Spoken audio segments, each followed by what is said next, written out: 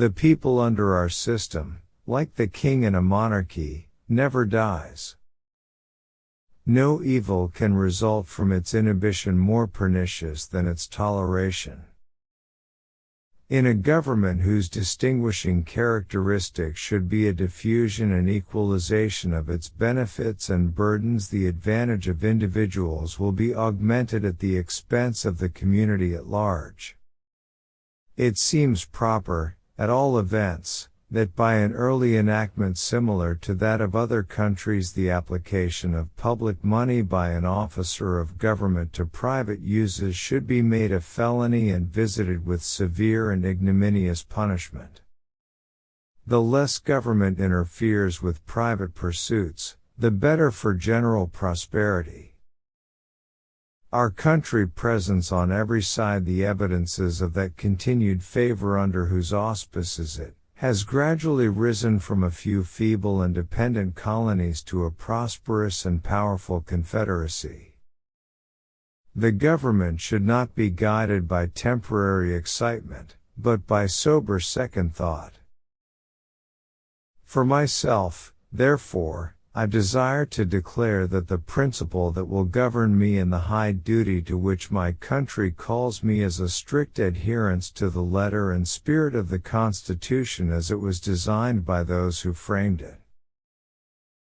Those who have wrought great changes in the world never succeeded by gaining over chiefs, but always by exciting the multitude. The first is the resource of intrigue and produces only secondary results. The second is the resort of genius and transforms the universe.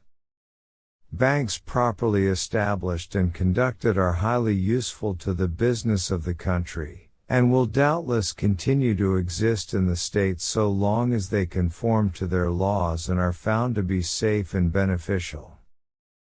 As to the presidency, the two happiest days of my life were those of my entrance upon the office and my surrender of it. Mutual forbearance and reciprocal concessions, through their agency the Union was established, the patriotic spirit from which they emanated will forever sustain it. Between Russia and the United States sentiments of good will continue to be mutually cherished. I tread in the footsteps of illustrious men. In receiving from the people the sacred trust confided to my illustrious predecessor. If laws acting upon private interests cannot always be avoided, they should be confined within the narrowest limits, and left wherever possible to the legislatures of the states. The connection which formerly existed between the government and banks was in reality injurious to both, as well as to the general interests of the community at large. The national will is the supreme law of the Republic, and on all subjects within the limits of his constitutional power should be faithfully obeyed by the public servant. We remain at peace with all nations, and no efforts on my part consistent with the preservation of our rights and the honor of the country shall be spared to maintain a position so consonant to our institutions. Thank you for watching. Please like, share and subscribe the channel Quotes and Unquotes.